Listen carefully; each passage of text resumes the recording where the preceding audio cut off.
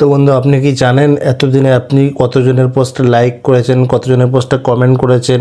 ঠিক আছে, আপনি কতজনের পোস্টকে শেয়ার করেছেন, আপনি সব কিছু এক ক্লিকে দেখতে পারবেন, আপনার হাতের মুঠোয় সব কিছু। তো চলুন দেখে নেওয়া যাক কীভাবে আপনি সব কিছু এতদিন পরে যা করলেন সব দেখতে পাবেন। তো চলুন দেখে নেওয়া যাক। সবার প্রথমে কী করবেন, ফেসবুকটাকে ওপেন করবেন।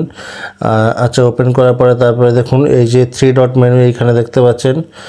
একটু আপনাকে দেখিয়ে দিই, এই যে 3 ডট মেনু, আপনারা এইখানে ক্লিক করবেন, এইখানে ট্যাপ করবেন। ট্যাপ করার পরে তারপরে আবার এইখানে দেখুন একটা সেটিংস বাটন আছে। আপনার এই দেখুন এইখানে যে সেটিংস বাটনটা আছে, এই সেটিংস বাটনটাতে ট্যাপ করবেন।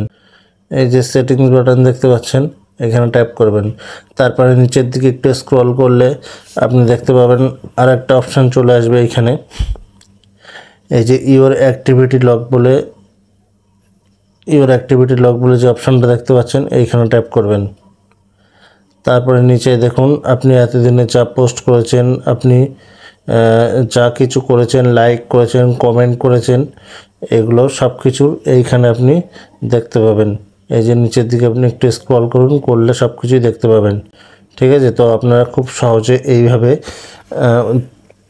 চাইলেই দেখে নিতে পারেন। তো বন্ধু, আপনার প্রাইভেসি রক্ষা করতে আপনি মাঝে মধ্যে এই ধরনের এইভাবে আপনার অ্যাক্টিভিটি লগটাকে চেক করে নেবেন। ঠিক আছে, তো আপনারা এইভাবে এইখান থেকে দেখে নিতে পারবেন এতদিন আপনারা কি কি করেছেন, সব কিছু দেখতে পারবেন। That's it.